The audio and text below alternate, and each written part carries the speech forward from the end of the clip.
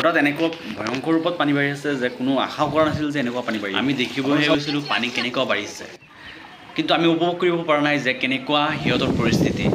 যাৰ ঘৰৰ ওপৰতে পানী গৈছে সিহে গম পাই আছে যে কেনেকুৱা লাগে পানী আহিলে আসসালামু আলাইকুম ৰাহমাতুল্লাহি ওয়া বাৰাকাতুহু আশা কৰোঁ সকলোৱে ভালে আছে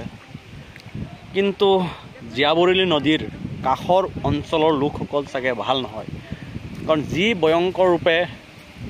জীয়াবৰলী নদীৰ পানী বাঢ়ি আছে আপোনালোকে লক্ষ্য কৰিব পাৰিছে চাগে কেনেকুৱা স্পীডত সোঁফালে আৰু বাওঁফালে একদম সমান হৈ গৈছে পানী সেইকাৰণে ধাৰটো কম আছে এনেকুৱা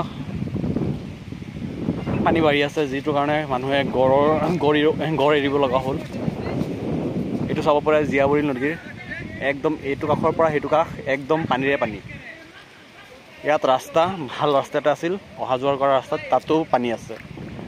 মানুহৰ পৰা গম পাইছোঁ যে বহু দিনৰ পিছত সিহঁত আশা কৰা নাছিল যে এনেকুৱা পানী হ'ব লাষ্ট